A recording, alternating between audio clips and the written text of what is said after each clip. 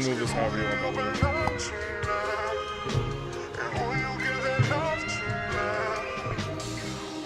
Dude, perfect intro, bro. Perfect intro right there. All right, welcome everyone to the Unfiltered Talk podcast. I'm very blessed to have a very special guest today for episode 9, Jeffrey Mann. Jeffrey, say what's up to everyone. What's up, everyone? Hey, thank you for having me. Of course, thank you for coming, man. I'm super excited. Dude, so the first time I ran into you was at the gym. Okay. As I'm walking, because like for me, you know, my wife, women in general are always worried about you staring at other women and stuff, but for me, I'm looking at other dudes. Like I'm looking at like Pause. the physiques, like big pause, but like I tell my wife all the time, like, dude, for me, I just respect the work that people put in the gym. You know what I mean? And I feel like you're one of those guys who has really kind of set his mind to his fitness journey, his fitness goals. Talk a little bit about kind of your fitness journey. So my big thing is going into business. The way you do one thing is how you do everything. And so I tell my clients that if I'm going to be working out and taking care of myself, my message is I'm going to take care of them. And so it really pushes me to work out every morning, get up early, and just get it done. It's a good way to start my day also. Yeah. So many times when I sleep in, you feel slow, sluggish. It's not the same energy as if I get up, get to the gym, get the workout done. And then you also get to see a bunch of beautiful women at the gym. What better way to start your day? Hey, you know what? I mean, as a single guy, there's definitely prospects for you to go and ask people out. Have you ever asked someone out in the gym before? No. Has anybody asked you out at the gym before? Mm-hmm. Okay. How was that? Nope. Really? They're all no's. Let me not go crazy, but the 2s and 3s ask you out at the gym, and the 10s are putting in work. Yeah. And so it's a balancing act, but I don't know. I feel like they're in their element, and so why would I go bug them and ask them out? And I can grab their Instagram and DM them later if I want to. But I know I'm in there to get my work, so why bother them? I love it. So just a quick introduction to you, Jeff. So let me get my notes pulled up here really quick. Okay, so at least from my perspective, you're a Black influencer in Utah County who doesn't shy away from difficult topics like race, culture, reaching any level of success, no matter where you are in life, right? You're also, in terms of your career, you're the public relations manager for the Chris Crone brand. Does that sound correct? Yes, sir. Let's talk a little bit about your business endeavors. I actually have a few really good questions I feel like that you will provide some good insights about. What's your philosophy when it comes to conducting business, but also staying true to your religious convictions? I think for me, it's aligning yourself with clients who have the same values as you. My boss, who I work for, is the same religion as me. And so I don't work on Sundays. He doesn't drink, doesn't smoke. And so everything that I do and he does, it aligns. And so I think that's the big thing is surround yourself and align with people that believe the same things you do, or at least have the same values. And then your values aren't questioned. But also be willing to, in business, stay true to your values. I went several times out to Miami to do business last year, and there's strip clubs, there's alcohol, there's drinking. That's what they do. It's a party city. But I know what I believe in, and I know what I stand for, and so I never went and did those things. And as much as, it looks fun, you want to do it, you got to stay true. And when people see that, hey, you sit at a table with 10 people, hey, I don't drink, they respect that because, okay, this person honors his values and honors himself. And for me, it's about honoring God.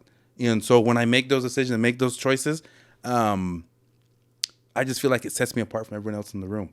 I'm not following the crowd. I love that. And I think that's another important principle for like our youth too, is like, following the crowd. Yeah, you're going to be accepted by more people. Yeah. But when you push against the grain, I think that you weed out, you weed out the people who are looking just for attention, who are looking for acceptance. Yeah. And you find those who are looking to push boundaries. Exactly. You know what I mean? I love that. So what are your thoughts? So we've kind of covered your philosophy in terms of business. But what are your thoughts on people who separate business from their religious beliefs in order to find greater margins of profit?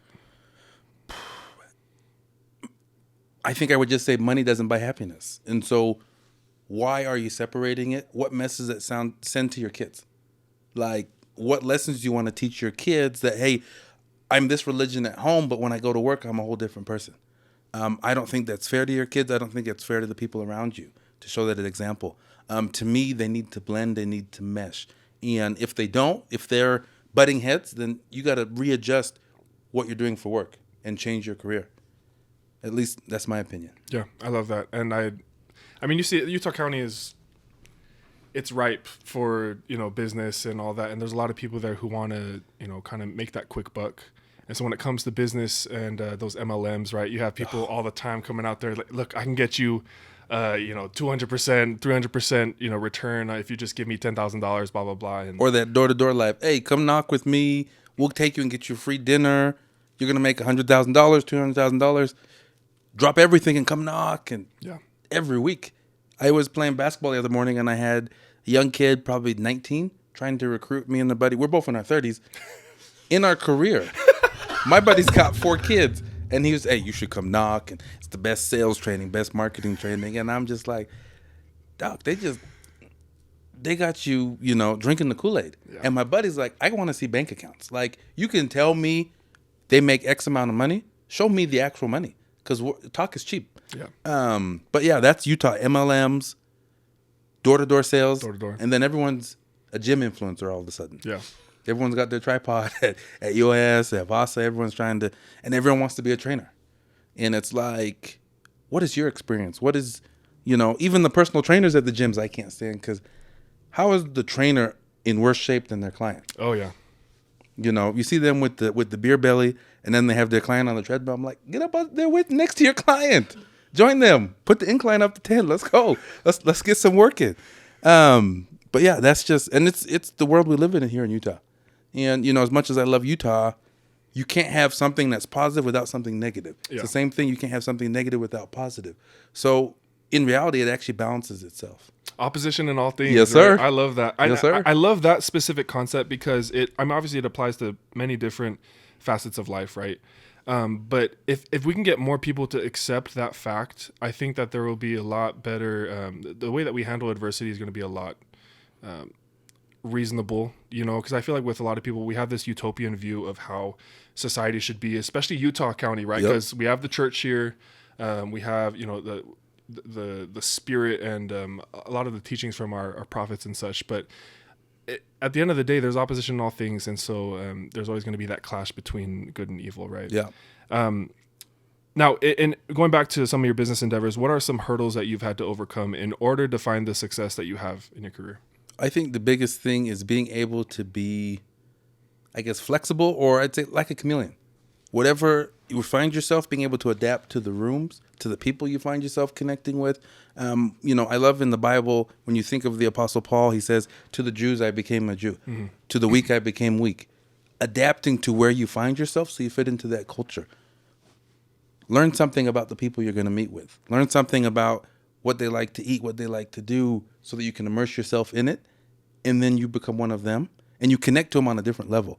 And so I think being able to adapt to where you find yourself is huge in business. It's huge in sports. It's huge in any culture that you immerse yourself into. Rather than trying to, bring them to you, you go to them. I think the other thing is just talk to everybody. You see people at the gym, at the grocery store, and you may judge them a certain way. But have a conversation with them. Mm. Homeboy could be swole. Homeboy could be completely out of shape. But you don't know, you have a conversation, what synergies or business or friendship could come from it. And so, that's, I think my hardest adjustment has been is I judge the crap out of people. I'm people watching. Yeah,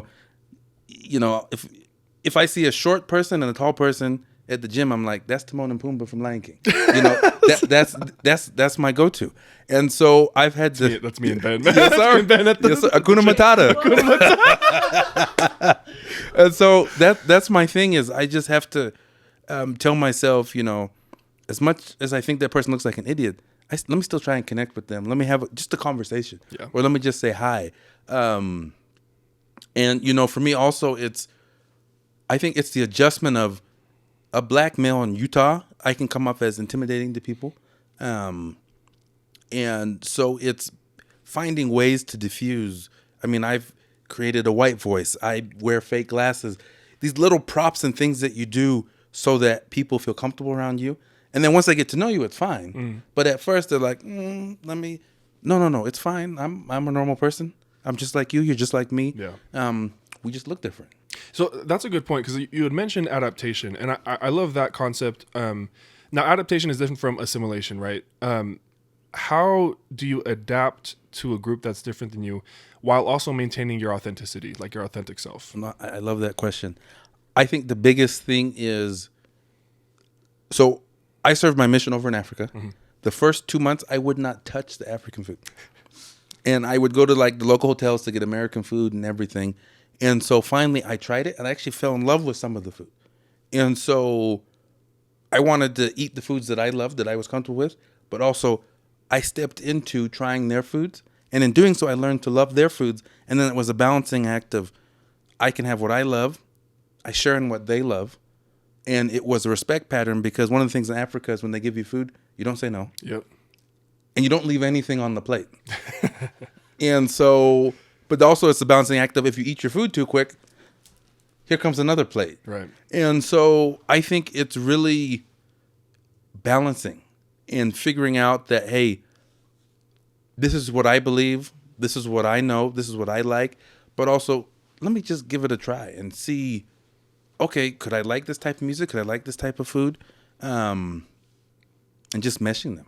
Yeah, I love that. I feel like I've experienced a lot of that on my mission as well. I served in Micronesia, and the Micronesian people, very similar to, Pacific Islander. I mean, they are Pacific Islanders, obviously, but when they offer you food, man, you don't say no. Nope, not at all. Even if you already ate and you are full, like, you at least got to try it, And one thing that they appreciated was when they saw the efforts that we would make in order to embrace the culture, embrace the food and all of that. And it definitely got us more conversations with people that we wouldn't have had otherwise. Well, and just side note, best hack, if you're on a mission and you're with your companion, one of you leave your scriptures at home and you have a scripture bag.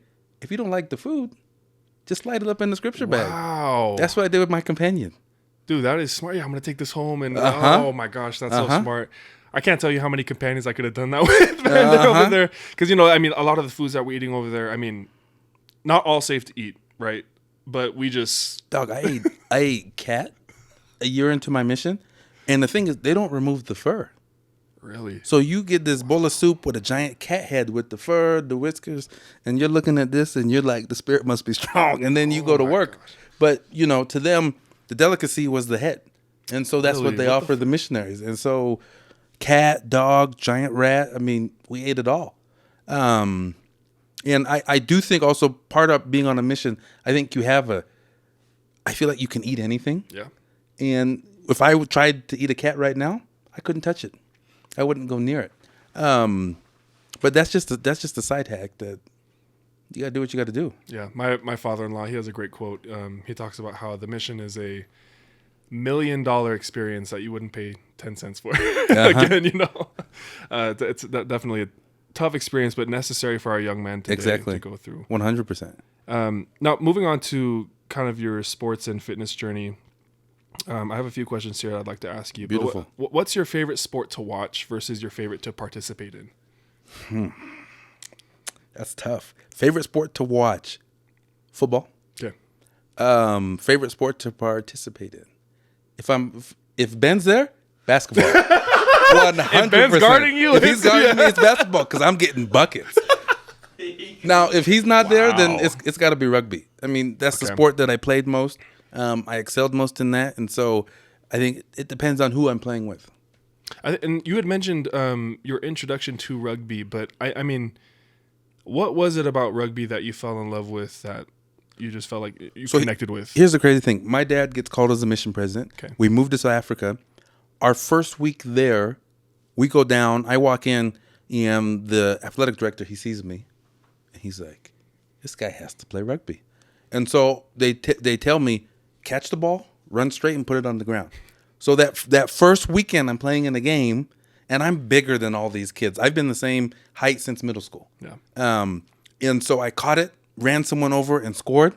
And right there, I was like, oh, there's no pads. Cake. There's almost no rules. I get to run over these little kids. Let's go.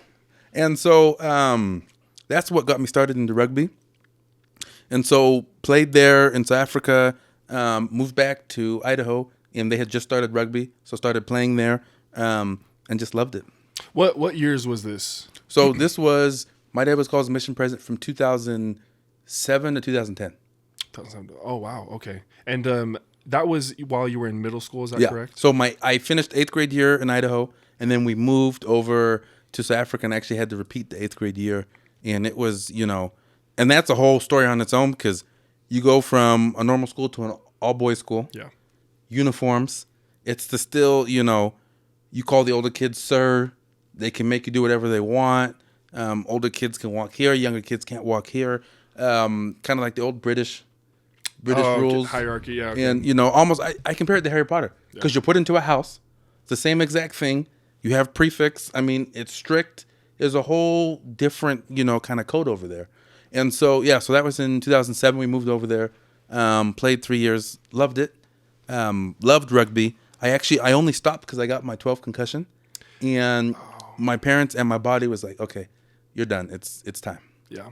Yeah, there's a protocol, I believe, for college athletes specifically, but once you reach a certain level of concussion, that's like you're a risk at that point, right? Okay, I can definitely see that.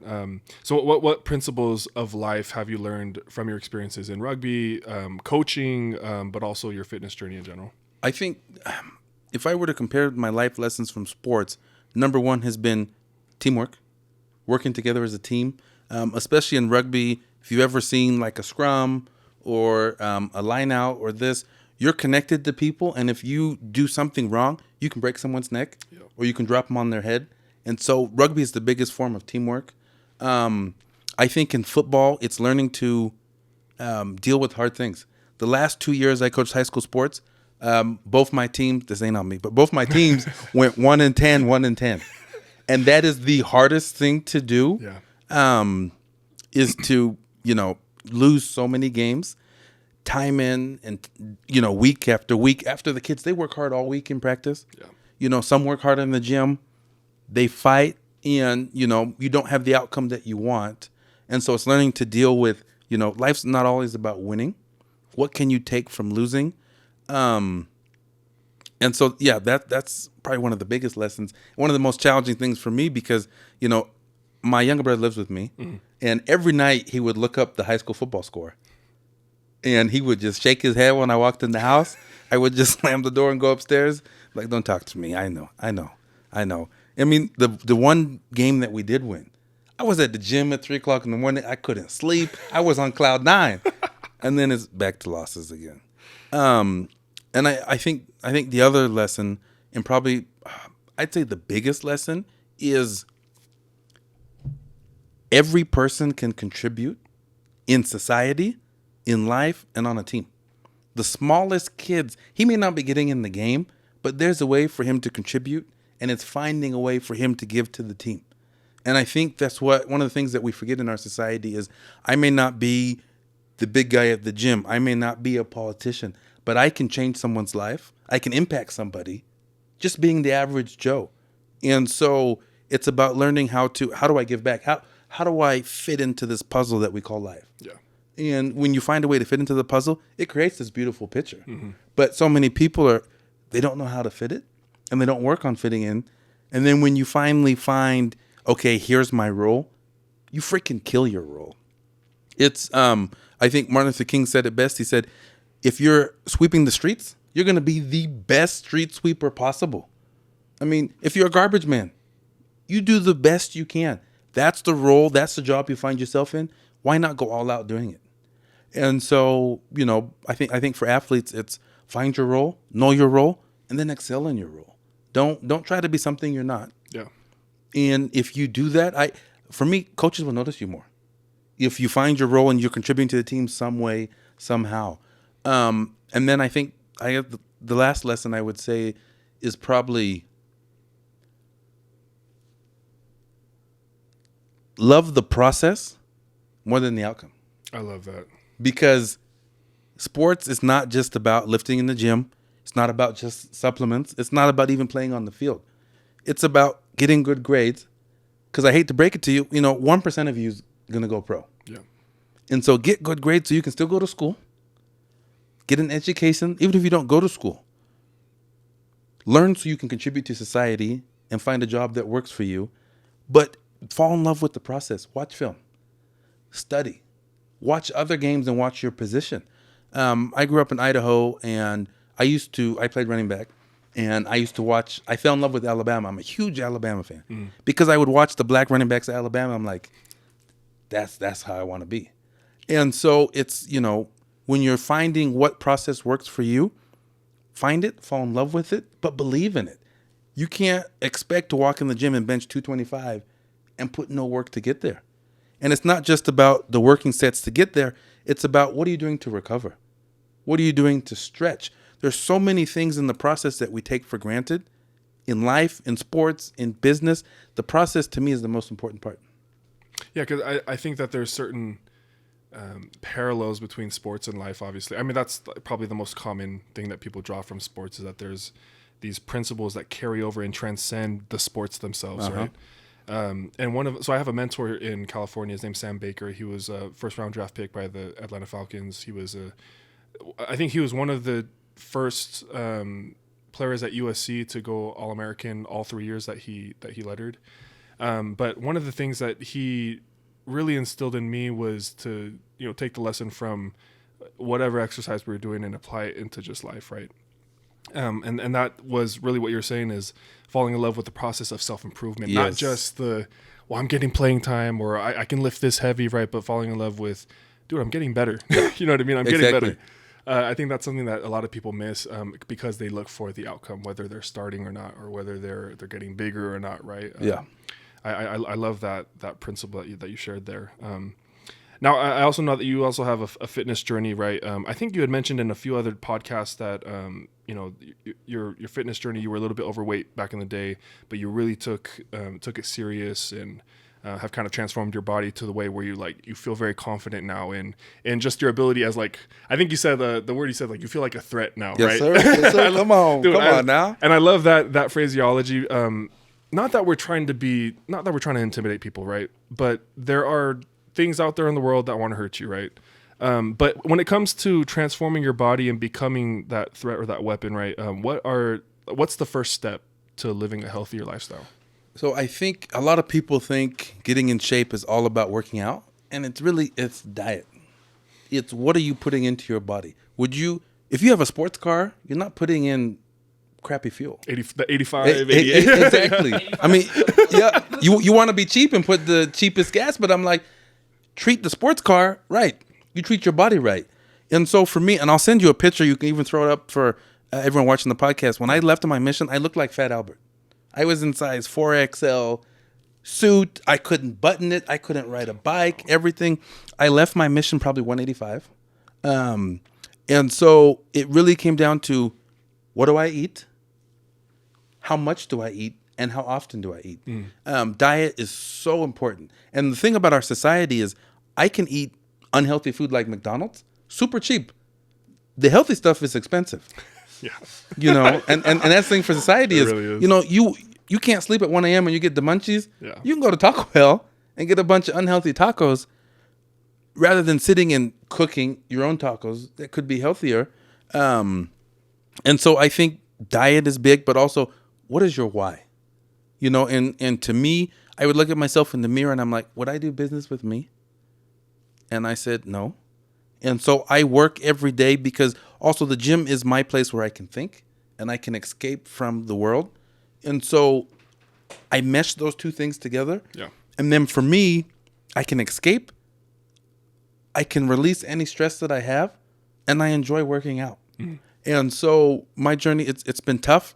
My weight has always fluctuated, and I still, even now I'm like, I could be in so much better shape. But then I have to stop myself and say, but you've come this far. Oh, yeah. And I'm not one of the kids at the gym who, you see a lot of them, they're in the mirror and they're flexing and they're doing, I can't do that. And even the part where I struggle is people will be like, oh my gosh, your arms are so big. I don't see that, And so for me, it's really figuring out, why am I at the gym? Why do I want to be healthy? And then finding that process. It's everything we've talked about so far is what it takes to go on a fitness journey and achieve the body that you want. And I think it all comes down to understanding that, hey, if you're someone who's young and you want to have a family in the future, you want to be able to spend time with your kids and be active with your kids. Yes. And if you're not taking care of yourself, you can't do that. And so it's really, start simple. I have people who every New Year's, they start a resolution. I want to get in shape. I want to lose this weight. But then they're hitting the gym 3 hours every day of the week, and then they burn out. It's like, if you've never worked out, start with 1 day a week. Yeah. 2 days a week. Even if you go 45 minutes, at least you've gone and done something. You don't need the 3-hour workout and to live every day and then burn yourself out and then you hate the gym. Take it slow.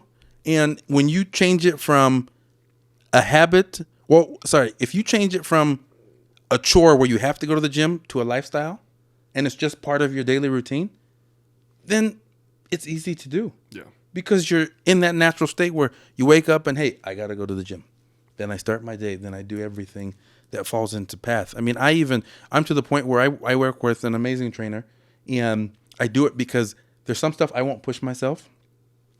And he calls me names and yells at me and pushes me and forces me to do all of these things because I know it will make me better. But also because I pay him, I now have skin in the game that I have to show up or I'm losing money. And I value my time and I value my money. And so I know when I pay someone, I'm going to get there and I'm going to, as much as I hate it, I'm still going to put in the work. And so, it's finding the things that work for you. And in the last year, I've hired a trainer. I have a life coach. I have a spiritual coach, and I work with a human behavior specialist. And that's a lot of extra money out of my pocket, but it helps to keep me centered and it helps me put me on the path that I want to be in my life and where I'm at right now. I love that. So you rely on some different resources to help impact all different facets of your life, right? I love that. I think that's for me, and especially with the culture in the church, especially, I think there is a little bit of a stigma behind approaching and receiving help from professionals. Yeah. A lot of people want to rely on spiritual leaders and ecclesiastical leaders, which is not inherently bad. Obviously, like my mission president, for instance, one of the most impactful human beings on my life, right? And he was I think he started off as an accountant. He would talk all the time about his accomplishments in business, but how that never measured up to his calling as a mission president. However, I wouldn't go to my mission president about mental health issues. You know, I wouldn't go to him for, maybe for financials, obviously, but I wouldn't go to him for physical therapy or for like a certain health. Exactly. But talk about, so how have you broken down those different facets of your life and then received help in those particular areas? I think in fitness, it was finding a trainer that I gelled with and worked for me and understood what I needed and pushed me to the level that I hated. And for me, if I'm saying F you to my trainer, he's doing his job. In my personal life, I had worked with and talked with therapists in the past. And about a year ago, I met a human behavior specialist. And one of the things that stuck out to me about him is he wasn't the same religion as me. Mm-hmm. So he looked at issues and things differently. And so did a few sessions with him and it clicked. And I'm like, oh, this makes so much sense. One of the biggest lessons I learned from him was one of the things that made me the most angry is I had different expectations for people than the expectations they had for themselves. So for me, being on time to things is super important. For other people, it's not. Yeah. So it's not my place to get angry if they don't show up on time because that was not the expectation they set for themselves, but also that's not something they value. Yeah. And so understanding that people value different things, people have different expectations, and respecting those two things was huge. Absolutely huge. And then, I have my religious leaders, of course, that I talk to them. And I even talk to almost all of my old bishops from different wards that I've been in. Awesome. And, one of the counselors calls me every few weeks just to check in. We go and grab lunch and everything. And it just created, I understood that they cared about me not just because I was in their ward, but it was a genuine friendship that was there. Wow. And so, I have those. And then I have, I guess I would say even the kids that I coached also have changed my life because being a coach, I said to myself, wait a second, I'm telling my kids not to drink. How could I drink? I'm telling my kids don't do A, B, and C, and I'm doing it. It makes zero sense. Yeah. And so that forces me to change the way I live my life, because I'm like, if they're looking to me as an example, I got to do things a certain way. Who am I to go and party and show up hungover and then tell them, why did you party last night? And so that's another part that's been an impact on me. And so as I've gone through things in my life, I've met different people or individuals that have come a part of, my circle. And it's also been about me removing people from my circle. Mm-hmm. These are not people that are going to help me reach my goals. These are not people that inspire me or anything. And so, hey, you're a really good friend, but for me right now, this isn't working. And removing them, it's nothing against them, but it's me trying to be my best self possible. And so it's a balancing act of finding the right people, removing the wrong people. It's the phrase, I think Nick Saban said it, we want the right people on the bus and the wrong people off the bus. Love Nick Saban, man. Yep. And then when you do that, you're on your way.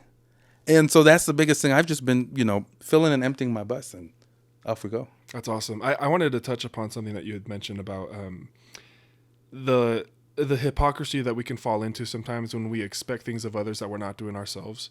My mentor had always told me, or maybe it was my dad, I can't remember, but no, it was my mission president. He had told us, talked to us about living the commandments, living the White Handbook. And obviously there's some controversy behind the White Handbook, but he had always said that how can you expect to teach with power, to be able to touch the hearts of men if you're not living the principles and the commandments that you are telling other people to live? And one thing that he mentioned is like, there is more power in people who live their philosophy than there is in those who don't. Yeah. And the reason why is because they exemplify the life that they expect from other people. And I think that's such a beautiful concept, because, growing up, my parents got divorced. We weren't super active in church. There were times when my parents were just not the best examples. And for me, I'm just sitting there like, how can you expect me to go to church, to be a good man, to do all these things when I'm watching right before my eyes my two parents exhibit some of the worst behaviors, But that in turn motivated me to want to push and to try and be that transitional character. In psychology, we talk about transitional characters, those who take the generational sin, these behaviors and mindsets and attitudes that have compiled through all the generations and have not changed, being the transitional character, taking that burden, saying, I'm not doing this anymore, right? So I love that. And then you had mentioned also about your personal trainer pushing you physically. Let me know what you think about this quote, but it was something I had heard recently that said that anything worth doing is worth doing half-ass. Okay. And the principle behind it was, even when you're dog tired, even when you feel like you can't give 100% in a specific activity, the fact that you go and do it, like that you just set aside the pain or whatever, the soreness of your body, the mental hurt that you're experiencing, just going out and doing it is still better than not, even though you can't give 100%. Yeah. What do you think about that? No, I agree. Because I'll look at this morning. I woke up, first thing I did was play basketball. And then afterwards, I went straight to a leg workout. And my trainer had to lower the weight, but up the reps and adjust to it the way I was feeling that day. And I was like, there was no way I'm physically doing this. And he said, you're going to do it. We're just going to adjust the volume that you're doing. And so I think that's why when you find those people in your life and they see what you're going through and they can adjust it for you, whether it's in a relationship, whether it's in the family unit, whether it's in fitness, they help you to adjust it so that, if it's a crappy day, you can still do what you need to, but there are adjustments that need to be made. I mean, it's the same as look at our society when we had COVID. Everyone was in offices at desks. Now everybody's working from home. It was an adjustment. Yeah. When stuff gets thrown to you in life, you have to adjust. And sometimes we struggle to adjust things ourselves. Yeah. And that's why people can help us and adjust it. I mean, it's even like, what's the example I can give you? Here's the best one. And everyone experiences this. I know you go through this. During the football season, Sundays are the hardest day for me because I'm trying to watch my team play. Yeah. But I still have to go to church. And so it's also an adjustment of I'll be sitting in church and I'm like, when they score a touchdown, they're keeping up with it. But it's also adjusting. Hey, in my head, if I do not watch the game while I'm at church, focus on church, I think, and this isn't probably true, my team's going to win. Yeah. And when my team loses, because, well, you watch that game where you skip church to do this or A, B, and C. And so it's finding those things in our lives that need changing, needing adjustments. And then when you do it, you're not done. You're going to have to adjust it again another day. Right. And another day. I mean, it's a continuing cycle. It never ends. Yeah. And so it's like people say, I want to be like Jesus, but they want the perfect part. But they don't hear when he says, follow me, do the things you've seen me do. It's like Jesus suffered. So that means your life is not going to be easy. So if you truly want to be like him, guess what? You have to experience things. You have to adjust things. And if you do that, at some point, you could achieve perfection. But if you really want to be like Jesus, you really have to walk the shoes that he walked. Right. Be in his footsteps. And then let's see what happens down the line. But so many people want the end game and they don't want to experience the journey. Yeah. And that's why we're here on earth, is to learn to be like him, but also learn to adjust. And sometimes we have to adjust on the fly. Yeah. And I think that touches on another principle of progression over perfection, right? Like you said, people want the perfection part. They want the outcome. But the progression part, the process of getting better every day, right? That's something that a lot of people miss. So I love that you touched upon that. Guys, thank you for tuning in to this week's episode of Unfiltered Talk podcast. I just wanted to give a quick shout out to Malta Apparel. They sell the Jesus Love You shirt that I've been wearing in the past episodes, and I absolutely love them. They have a great oversized tee feel, and overall just spreading the message of Jesus Christ. And on top of that, I want to shout out Alex Caressa for these amazing hats that he's been putting out at Wood and Grail. Guys, go hit up Malta Apparel and go hit up Wood and Grail. At Malta Apparel, I have a discount code that I'm going to put in the description. I would love it for you guys to head over there and go get your own shirts. And then, of course, go support your boy Alex Caressa at Wood and Grail. Thanks, guys. Moving on to the next section of this episode, I did want to talk about some race and culture stuff. But we wanted to clear something up first. So Ben and I had heard that you were hunted by the KKK in Idaho. Is that true? Hunted. So I don't know. Targeted. I don't know. I say hunted. So I went to a school in Idaho, small town school. My graduating class, there were 75 of us. Wow. I think I was probably the first black student to attend the school. No other black students. They loved me during football season, during track. My junior year, I came back from lunch. And I walked in, and when people are looking at you and it's like they put a sticker on your back. Yeah. And I'm like, what is happening? And I look up, and there was a bunch of people in KKK robes. And I'll never forget our lineman coach, Mr. Draney, ran down the hallway, took me to his classroom, locked me in his classroom, dealt with this. And, I think those involved, the kids who were involved with that, half-day suspension is what they got. And then, going into my senior year, I was in the English class, and I opened my textbook, and they had drawn me hanging from trees in my textbooks. And so I go to the office, and I talk to the counselor at the desk, and I slam the book here. And so the cops get called. They come to the school. But not to deal with the book. It was to follow me to make sure that I didn't hurt anybody. I mean, just complete opposite of what you would expect. But the biggest thing that I learned is, it wasn't everybody in the school. Yeah. Some amazing kids and still people I talk to today. But I never got violent as much as I wanted to. But it also is what shaped me into working out, because I told myself, I'm going to turn myself into a weapon so that no one even thinks they could approach me and do something like that in the future. And so it just caused me to work harder and push myself and everything. And I still, I went through this experience, and a few years later, I was in Chicago, and we went to the Black History Museum, and there was a KKK robe in one of the glass cases. And I almost passed out because I hadn't seen one since I had seen one in person. And so it was just a whole, things like that affect your life. Yeah. But like what we just said is, I had to learn how to adjust and had to, adapt to that experience. And, if I had caused a bunch of issues and fought and everything, the stereotype of angry black guy. Yeah. would have played true to everybody.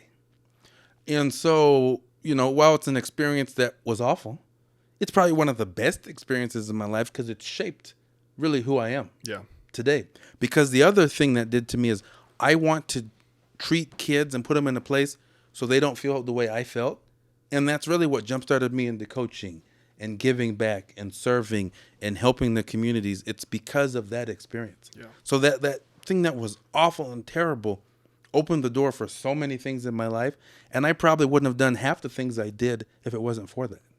Let me ask you a question, because I actually what you were sharing really resonates with a lot of the things that my dad has experienced recently in his business. So he works for an AI company, and obviously AI, that whole like industry is very robust, very innovative, right?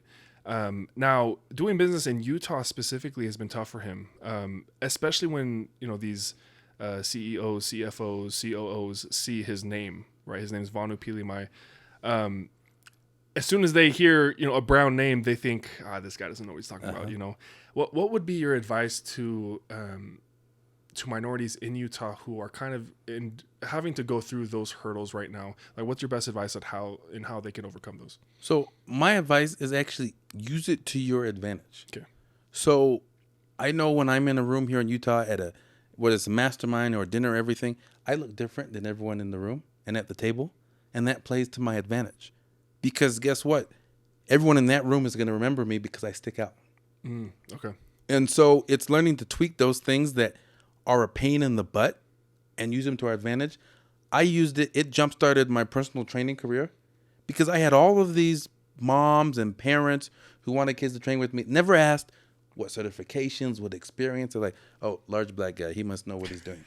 And off they would send their kids and pay all sorts of money. And so, I went from 2 kids to at one point I had over 150 kids that were training. Wow. And, I probably a few of them probably thought I played in the NFL at some point, but they don't ask those questions. Still to today, during BYU season, if I went with you to Provo to go get some food, I've had little kids, hey, good luck in the game tonight, or hey, good luck tomorrow, or hey, great game the other day. And I'm like, thank you. But it's just, it's the culture and it's the environment we live in. What they don't know, they don't know. Yeah. And what they don't know, it's our job to teach and to show them and educate them on that. Yeah. And, the other thing is, if you're a minority and you're trying to do business in Utah, be confident in what you know. But also, don't be afraid to say, I don't know. Or don't be afraid to say, hey, I don't have the answer to that right now. Let me figure it out and come back to you. Because so many times we'll try and scramble and try and pull something out of our butt to answer it. Right. And then now you've completely answered their question. Oh, it's a minority. They clearly have no idea. But there is so much power and respect in being able to say, I don't know. Yeah. And honoring what knowledge you do have. I love that. And I think that'll be some good insights for people who are enduring those hurdles that just naturally come with diversity. Yeah. Right. Mm-hmm. Naturally they're there. One of the questions I had for you, when it comes to racism or discrimination in Utah particularly, what do you think the root cause is? Is it genuine hatred or is it ignorance? I think it's ignorance. Okay. I think we see someone who looks different, acts different, and it's off-putting. And then we treat them a different way. And so, but also I think it's how we carry ourselves. Yeah. To me, and this is hard for me to say, but I tell people I'm probably one of the most racist people out of anybody. Because I'll see a black guy that I know and, he's trying to be like the rapper he sees on TV. Right. And I'm like, why? You don't need to change your voice. You don't need to. They put the stupid tinfoil on their teeth, try to have a grill. And I'm like, why? What are you? Is that really you? If that's you, that's fine. But if you're trying to be something you see on TV, then, that doesn't fit. And so I think it's just we don't take the time to get to know other races and cultures. And that's what leads to racism. And also, I think also it's something unknown scares us. Yeah. And that fear is what drives issues. And that's where it comes. I mean, I have so many people tell you, Jeff, when you get angry, your muscles are this and you just, you look, and we don't know what to do and we're worried and this and that. And I'm like, well, but have you ever talked to me? And so it's, we're quick to judge, but we're slow to get to know. And it's like, if we would just take the time to get to know other people and understand, hey, this person may not be a threat. Yeah. They may not be scary. I mean, you look at, perfect example, I guess I would say, look at when you watch a documentary on Ted Bundy. They thought my man was the best church member, normal, everything, just a random white dude. But my man was strangling women left and right. Yeah. So even the people who look like us, we need to get to know them. We don't know what we don't know. Yeah. And so for me, I think racism, it does exist. It's everywhere. And the more we can educate ourselves, the less racism there will be. But also, I feel like we put ourselves, especially in 2024, we make things worse when we try to appeal to a certain group rather than, hey, we're all humans. Right. We're all people. Not one group is better than the other. And it's the battle I had a few years ago when you had everything going on with George Floyd. I would be at Cafe Rio and random white people would buy my food. Hey, man, we're sorry. We know what's happening. Let me get your food. I'd be at the grocery store. Hey, let me help you find all of your stuff. I had friends out of the woodworks. Hey, Jeff, if there was ever a time I was racist or this, I'm so sorry. And, and then you look at when they had the protests in Salt Lake, it was nothing but white women. Yep. I mean, I was watching it on TV, eating some popcorn with some buddies. And I'm like, but why? What are you doing? And, the white women, nice white girls, but there's Black Lives Matter, this. I'm like, how many black people do you actually know? And so I think it's our society that there's a certain group at a certain time that's being pushed and they're being discriminated against. And I even did a video on social talking about Aunt Jemima. Oh, yeah, that's right. When they removed her from the bottle, what people didn't realize is the family had a royalty deal. And as soon as you removed her, that family lost all of that money. And I'm like, did you actually ask the family if they were offended? Or do you even know the story on how she ended up and how she won the contest and how she got on the bottle? You got Land of Lakes butter. Yep, they took off the Indian. Yep. But I'm like, guys, the whole issue is the land. And they left the land on the butter. And I'm like, that's why they were angry, because they came and they took the land from the Indians. So in the process of trying to right the ship and, oh my gosh, and we don't want to be racist in this, you've made the issue worse. Yeah. And that's what scares me about 2024 is, at some point you'll be able to offend anybody with anything that you say. Yeah. I think that you're kind of touching upon a point when it comes to racism, discrimination, prejudice. There's a level of sympathy and empathy that we have to have for one another. Now, sympathy being that we feel sorry, right? Because we can't understand what they're going through, but we know that it's inherently bad.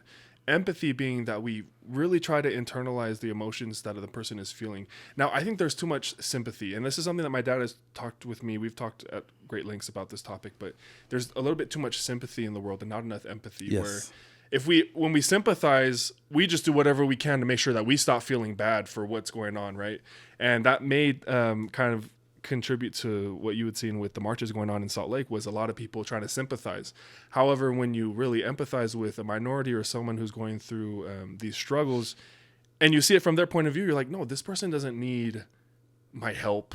What they need is, education. What they need is, somebody being there to listen and hear the struggles that they're going through, and then being given instruction on how to overcome those things. Not protests in the street, destroying small businesses and all this stuff. I think that that's a good point that you brought up. But it does lead me into this next point where, what are your thoughts on groups like Black Menaces who use controversy to spark conversations about race? I think I don't like the strategy. I do understand it because it gets attention, right? People aren't going to listen to something that's not interesting. You look at when you watch the shows that we watch, it's because something piques your attention. Yeah. And then everyone jumps into it. You look at, I'll give you an example, a recent example. Easter Sunday this year, everyone was up in arms because Biden announced that day as Transgender Visibility Day. That's right. But the thing that they don't think about is, wait a second. For the next 10 years, it's not going to fall on the same day as Easter Sunday. Right. And so it just so happened that this one year it fell on the same day, and we took it and we ran with, he's not a Christian, he's trying to destroy it, everything. It took something small, and it was to push an agenda. And that's the thing. What happens is people latch on to something like that, and then they use it to their advantage to push whatever agenda that they want. I even did a video the other day talking about, I think it was Dr. Phil talking about, we can't say admissions at colleges anymore because that means someone's not getting in. So now you're discriminating against somebody. I mean, to me, it's insane. These things, we have people with no food, no water, and this is what we're focusing on. I mean, it really, when you sit back and even when you look at our politicians, our focus is so much on agendas and what people want rather than, hey, if we took a step back and all the money wasted on all this bickering and fighting and you actually gave it to serve or to help people, there'd be so many more people with running water and food and actually help the homeless and everything like that. I mean, that's the problem with our society is I just think we take something that's controversial, we take something that's a little bit crazy, we latch onto it, and then we push it to help us. But yeah, that's what I would say. I love that. And it really does highlight the problem of the way our government runs things, man. There's a guy behind the shadows, behind the curtains doing something, because every time we try to get something done, it seems like there's another hurdle or instead of just taking the inch that they're being given, they go and they take a mile, and that's something that has really bothered me. So in terms of where the answer lies between right and left, is it somewhere in the middle? Is it where would you say on the spectrum? Where is the answer for solving all these problems? I think so. Let me take it. Someone voting. You have what is called a blue dog Democrat, where when they vote, they think they have to click every single person is Democrat. They have to check down the list. I'm like, go through the issues, and where you may align with someone on the left, you may align with someone on the right. Vote for the people that you align with, regardless of what party you may feel like you're associated with. It also goes back to, what are your values? What do you stand for? Who is closest to that? Who aligns with that? And then follow that. People all the time, when Trump first ran, they were like, oh my gosh, can you believe the things he's saying? I'm like, did you not watch Celebrity Apprentice? Yeah. Like, he hasn't changed. Yeah. That's Donald Trump. My man was in the WWE doing fake wrestling. I mean, like Trump is who he is, and it hasn't changed. Right. And I'm like, you can't expect him to come and be suddenly this politician. Trump is Trump. At the end of the day. But then you look at a politician like Joe Biden. He's always been a politician, and if you watch him through his career, adapting, changing to the environment and to whatever suits his needs. Yeah. And so you really got to look at the people and be like, okay, who do I align most with? Who has my values or who is close to my values? And then go with what your heart tells you. Yeah, I love that. Voting by issue and policy rather than taking the whole party, the Democratic Party, Republican Party.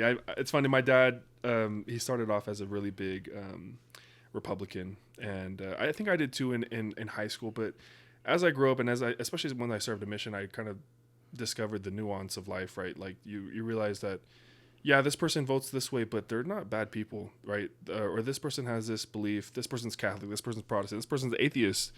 But I find a lot more in common with them on certain things when I actually do dig and try to speak with them, So I love everything that you've said so far about all that. Now for the last segment of this episode, we did, you had mentioned to me you wanted to cover some things about mental health. Now one of my most favorite speakers, he's a psychologist, Jordan Peterson, right? But one of the concepts that Jordan talks about is becoming a monster. And this is something I feel like you've embodied and really internalized, right? Being a weapon. So what does this mean to you, being a monster? And is it consistent with Christian belief? Okay. I think for us, it goes, what is a monster? How do you define that? Because I think to everyone, it's going to be something different. You look at look at what is the movie? Monsters Inc. Mm-hmm. The little girl was so scared, but my man was the nicest, friendliest person. Yeah. It was all the perception and how he was viewed. And so it's like, I'm gonna be a monster in the game of real estate. I'm gonna be a monster in the game of fitness. I'm gonna be the monster on whatever sports field that I find myself on. It doesn't mean you're a bad person. It doesn't mean that you don't have the wrong values. But what it does mean is you're dedicated to being the best, right, and also separating yourself from the competition. I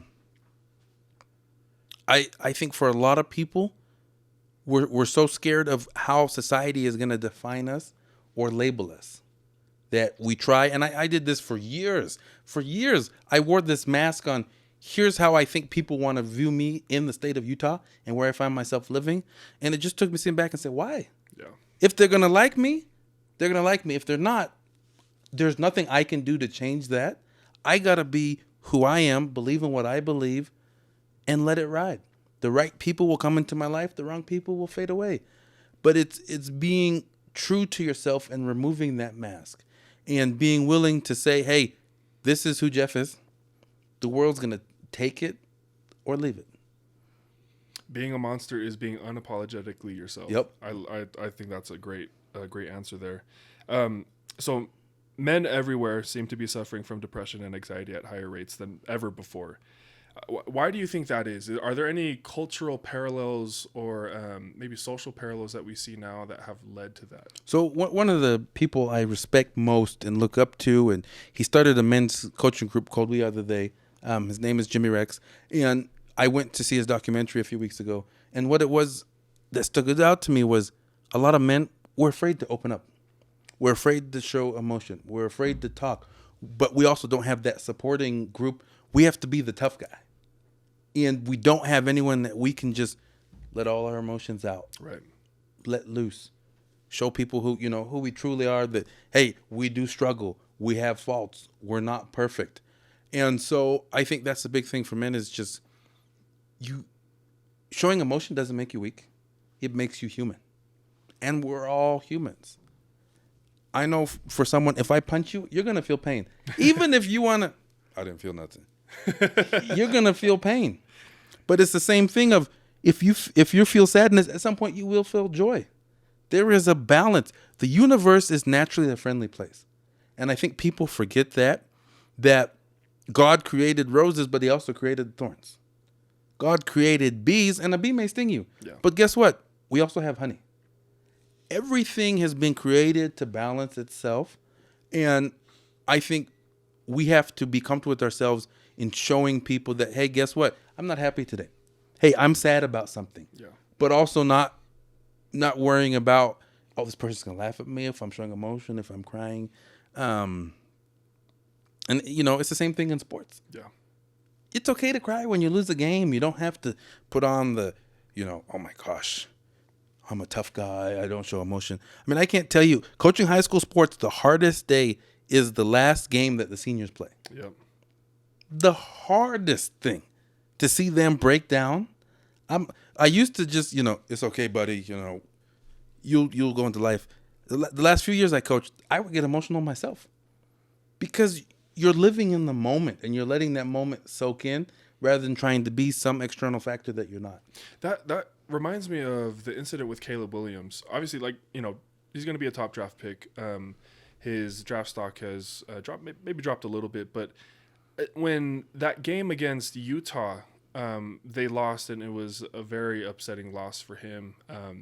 He goes up into the stands and he cries in his mom's shoulder because of the loss. And I'm thinking to myself, dude, I've been there, bro. I've been in that instance where all I want to do is just cry. But it seems like social media, even some sports commentators really came after him and said he doesn't exhibit these leadership qualities and such. And why do you think it's such a why is it so stigmatized for men to show emotion?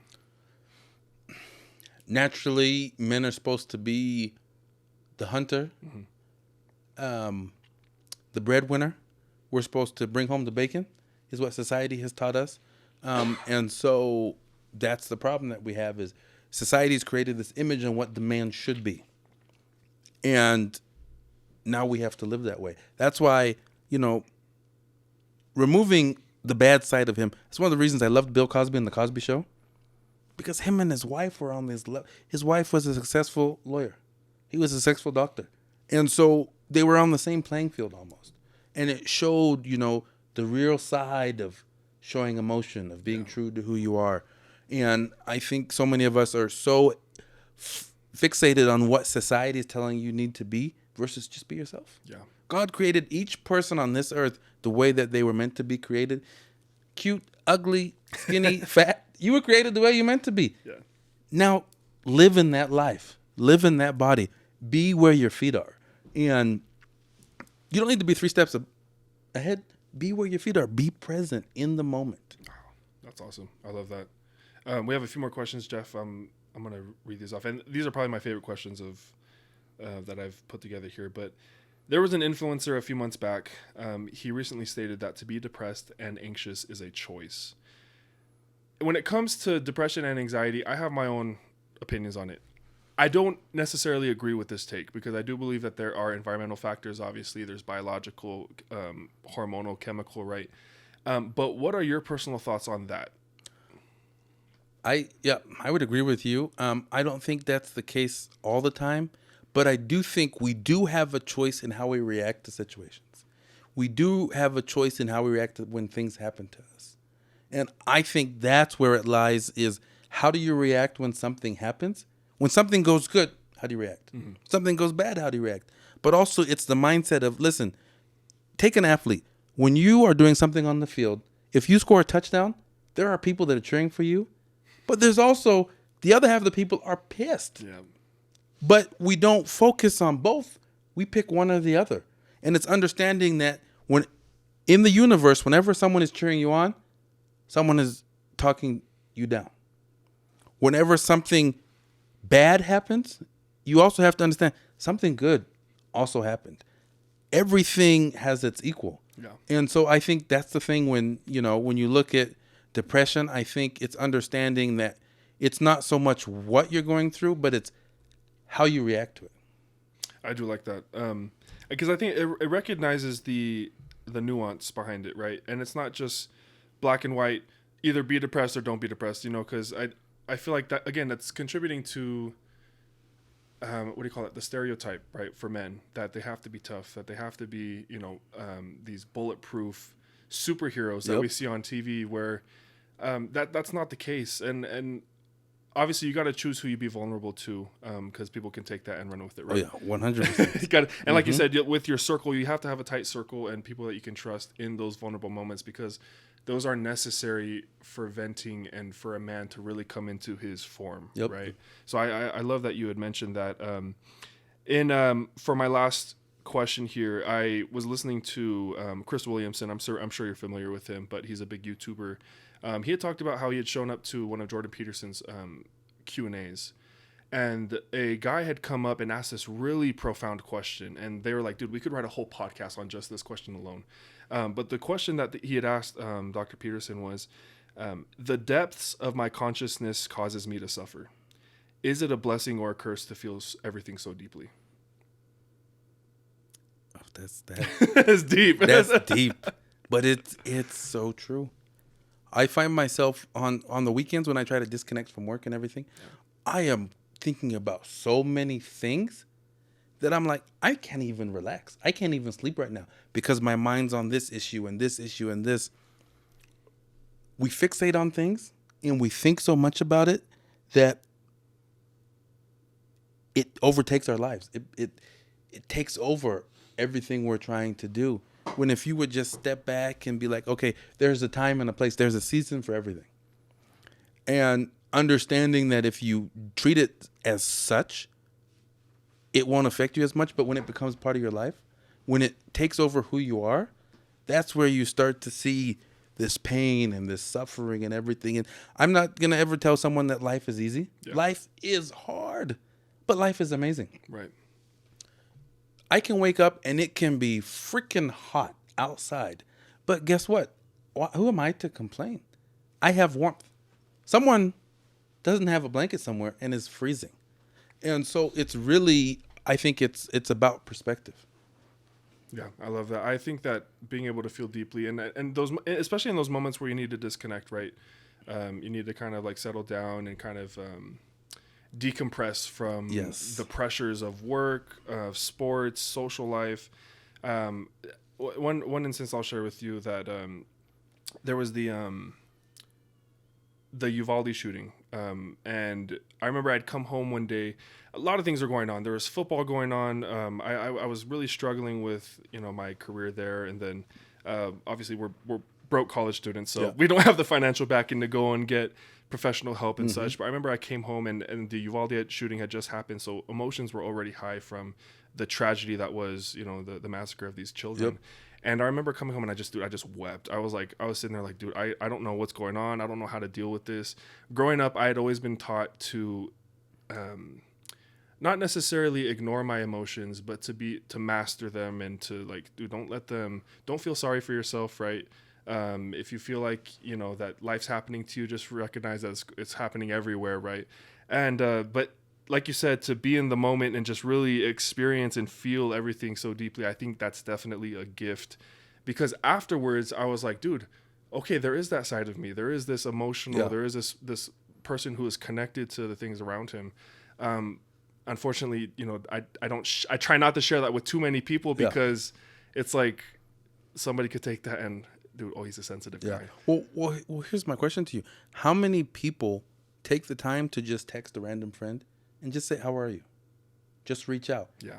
No, I had a friend text me and say, hey, Jeff, happy Sabbath. And I said, is everything okay? What do you need? Because in my mindset is if they're texting me, they need something or something's happening. Right. It was one of the first times I ever had a text that was just, how are you? And so if all of us would just take time and just, even one person a week, just randomly text and say, how was your day? Yeah. Is there anything I can do for you?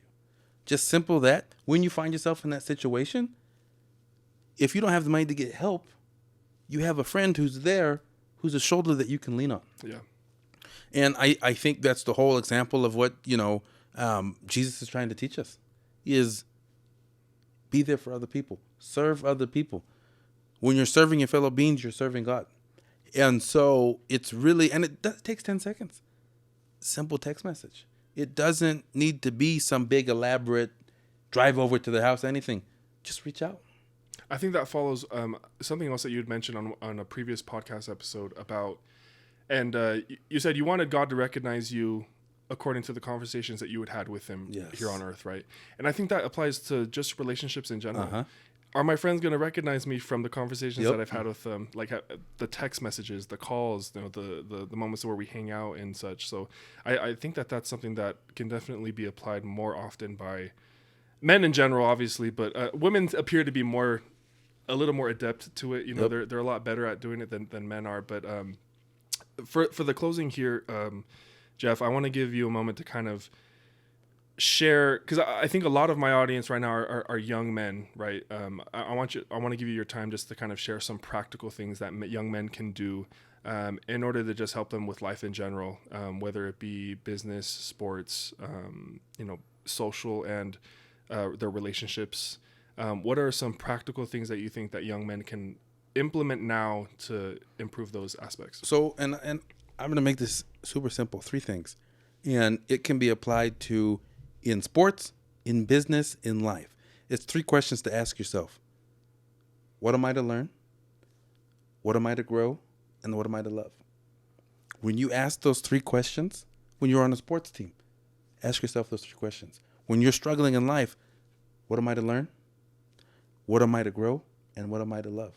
When you ask those 3 questions, it changes the way that you look and the way that you experience things. So to any of the young men in your audience or that follow you, and I would say write those 3 things down and ask yourself each week, what am I to learn? What am I to grow? What am I to love? A bunch of the kids that I mentor and I work with, they'll text me and they'll answer those questions and they send me those answers. And each week I force them to, okay, what did you learn? As hard as this week was, what did you love? Mm-hmm. Because a lot of time they'll be like, this sucked and this was hard and this. Well, then what did you love? And then where did you grow? Yeah. What am I to grow? I think that is the secret. to being able to address any situation. And then the last thing I would say is, if you were to bake brownies and I gave you the recipe, you could do it. Yeah. Versus if you were trying to do it from scratch, it might not turn out perfect. Right. Find someone who has the recipe, get the recipe, and then follow it. But so many times in our lives, we want to deviate from the recipe. Yeah. And I always ask people, why?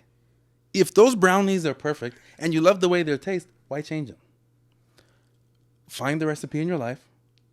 Take that recipe, follow the recipe to the exact T, and you get the results that come from doing that. I do like that point that you made. People trying to reinvent the wheel. Now, it seems like a lot of people do that in the name of authenticity. Yes. Right. And man, it's just such a for me, it seems like a tough line to dance on, because yes, you want to be your authentic self, but if there's things that are working already, why try and reinvent the wheel? Is that something that you've noticed yourself with your relationships, or even just your journey, dealing with so many people, So I've had to surround myself with people who are achieving and doing what I want to do, and then I just copy them. Yeah. If it's not broke, why fix it? Right. And so many times we're trying to tweak things, fix things, and I'm like, he got to where he is or she got to where she's at because she knows what to do. Why would you not just copy that and then follow that? Not everything has to be some big new thing, some new invention. Find the person, find the recipe, follow it, and the results follow. Awesome. Guys, this has been episode 9 with Jeffrey Mann on the Unfiltered Talk podcast. Jeff, it's been such a pleasure being with you, man, having this conversation. Hopefully, maybe one day we can get you on for another episode. I think this was great. But guys, this has been episode 9, Unfiltered Talk podcast, for the players, by the players, and without a filter. We'll catch y'all later. Thank you.